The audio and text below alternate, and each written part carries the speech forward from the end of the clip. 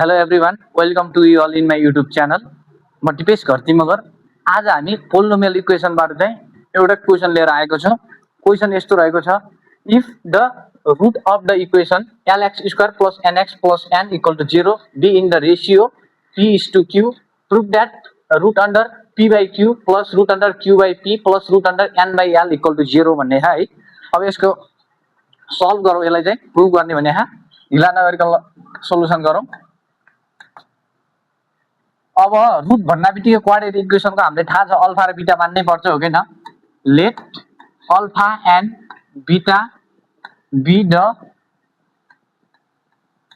Roots of equation. के छ equation हाम्रो? lx² plus nx plus n equal to 0 छ, हो किन? अब के भने क्वेसनले यो दुईटा रुटको रेसियो के छ रे? p बाई q छ रे भनेपछि के लेख्न पाइयो? Alpha by beta equal to p by q लेख्न पाइयो, पाइएन? पाइयो, हो कि हैन? क्वेसनबाट हो नि त एउटा, हो किन? p अपन q, किनकि क्वेसनले नै भन्छ रुटको रेसियो चाहिँ p:q छ भनेर। भनेपछि अब alpha by beta equal to p by q लेखेँ मैले, है त, क्वेसन अनुसार। अब यो दुईटा रुटको सम निकालौँ। अल्फा प्लस बीटा बराबर माइनस b बाई a हुन्छ। माइनस को माइनस b भने के छ? x को कोफिसिएन्ट हो। x को कोफिसिएन्ट के छ? n छ। b बाई a भनेको के हो रे? x² कोफिसिएन्ट हो, के छ? l लेखेँ मैले। अब सिमिलरली यसको प्रोडक्ट निकालौँ। Alpha dot beta equal to c by a। c भने के छ त? यहाँ हेर्नु, कन्स्ट्यान्ट n छ। n बाई a भनेको के छ र? c बाई a हो। x² कोफिसिएन्ट के छ? l छ। l नै लेखेँ मैले, हैन? अब एउटा अब यहाँ सम्झिन पर्ने कुरा चाहिँ के छ भन्दा, हामीले हेर्नु छ n बाई l चाहिँ केमा छ? रुटमा छ कि छैन? हाम्रो n बाई l के छ? प्रोडक्ट छ, हो किन? प्रोडक्टलाई चाहिँ त्यही भएर हामीले चाहिँ अहिले सुरुमै रुटमा राख्न पर्छ, है त। किन राख्न पर्छ त भन्दा, हेर्नु त, यहाँ क्वेसनमा के छ? रुट प्रुभ गर्ने पार्टमा चाहिँ root under n by l छ कि छैन? हेर्नु त, n बाई l छ, हो किन? हाम्रो n बाई l छ भने चाहिँ प्रोडक्टलाई चाहिँ रुटमा राखौँ। यो चाहिँ एकदम अब थाहा पाइराख्न पर्ने कुरा हो। Alpha plus beta divide by root under alpha dot beta भन्न खोजेको के यो भनेको। यो रुटमा राखेपछि मात्र बल्ल यो टर्म आउँछ कि आउँदैन, हेर्नु त। Root under n by l term आउनको लागि root under alpha dot beta गर्न पर्यो कि परेन? पर्यो। त्यही नै गरेँ मैले। अब अल्फा प्लस बीटा भनेको छ त, हेर्नु त। अल्फा प्लस बीटा भनेको माइनस n बाई l छ। Minus n by l divide by root under के हुन्छ? अल्फा डट बीटा भनेको आखा त n बाई l आछ, हो किन? हेर्दै n बाई l हेर्दै यही गरेपछि मात्र बल्ल हेर्दै यो टर्म आउने हो कि हैन? त्यही भएर यो रुटमा राख्न पर्ने हिजो रहन्छ प्रोडक्टलाई चाहिँ। हो, यसरी नै गरे हो। किन रुटमा राखे त भन्दा, किनकि हाम्रो यहाँ एलएचएस टर्ममा चाहिँ के ल्याउन पर्ने छ? n बाई l चाहिँ रुटमा ल्याउन पर्ने छ। त्यही भएर हामीले अहिले सुरुमै रुटमै राखेको, है त। त्यो गरे मैले। अब यसलाई सोल्युसन गरौँ फर्दर। अब म यो रुटलाई टुक्राउँछु, है त। और alpha by root under alpha B beta plus beta by root under alpha beta भयो, हो कि हैन? अल्फा बीटा भयो।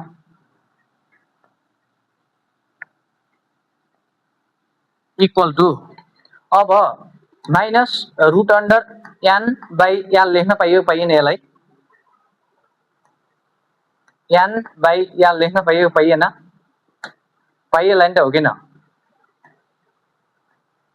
कसरी भन्दा अब हामीले थाहा छ, हो किन? जस्तै 2 भनेको रुट 2 इन्टु रुट 2 हो कि हैन?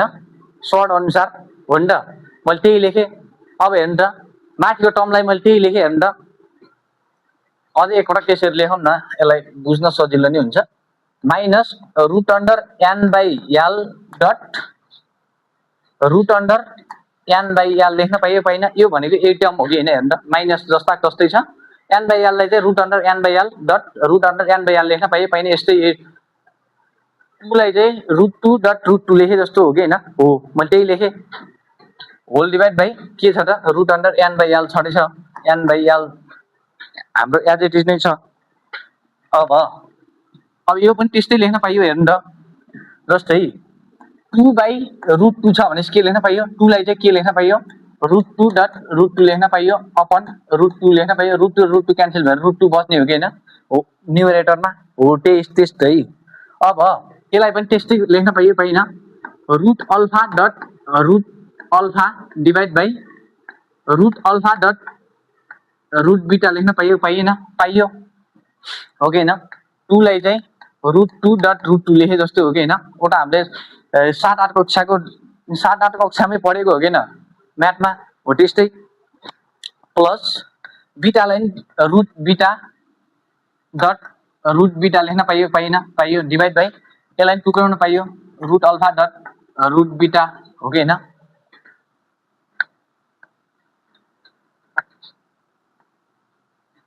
इक्वल टु अब हेर्नु त root under n by l र root under n by l cancel भयो कि भएन भयो भनेपछि अब के रिमेनिङ टर्म के छ root under n by l मात्रै बच्यो कि बचेन बच्यो।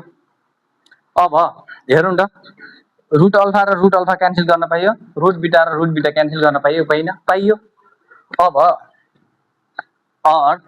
यसलाई चाहिँ मैले रुटमा अल्फा बाई बीटा लेख्न पाउँछु पान्न पाउँछु किनकि यो पनि त्यही नै हो रुट 2 अपन रुट 3 छ भने के लेख्न पाउँछौं रुट चाहिँ कमन आ जस्तो भयो अनि 2/3 एज इट इज नै लेख्छौं के हो त्यस्तै तरिकाले रुट अल्फा बाई रुट बीटालाई चाहिँ एउटा रुट कमन आ जस्तो अनि अल्फा बाई बीटालाई एज इट इज लेखे मैले प्लस अब यो पनि हेर्नु त बीटा बाई अल्फा छ कि छैन यसलाई नि के लेख्न पाइयो बीटा बाई अल्फा लेख्न पाइयो पाइन एउटा रुट लिएर पाइयो equals to minus root under n by l लेख्न पाइयो पाइन पाइयो मैले त्यही लेखेँ।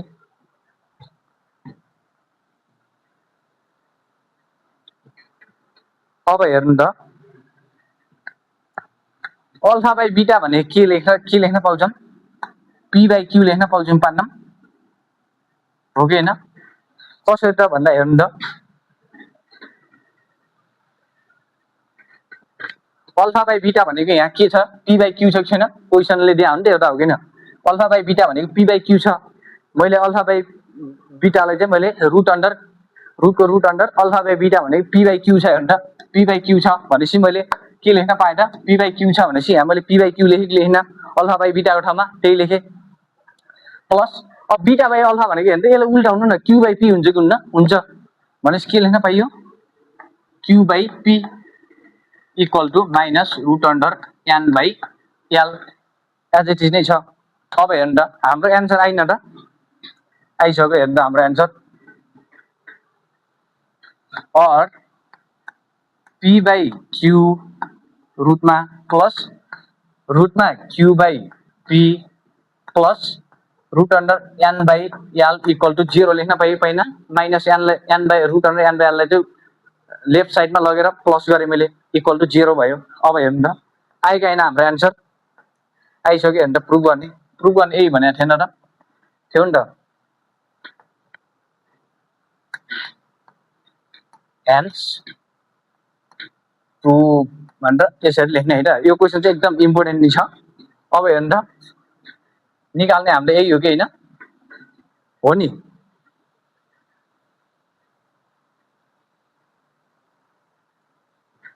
ए हो नि त हेर्नु त हामीले निकाल्नु पर्ने root under p by q plus root under q by p plus root under n by l equal to 0 हो कि हैन हेर्नु त root under p by q plus root under q by p plus root under n by l equal to 0 आयो कि हैन आयो भनेपछि यो हाम्रो के भयो प्रुफ भयो है त।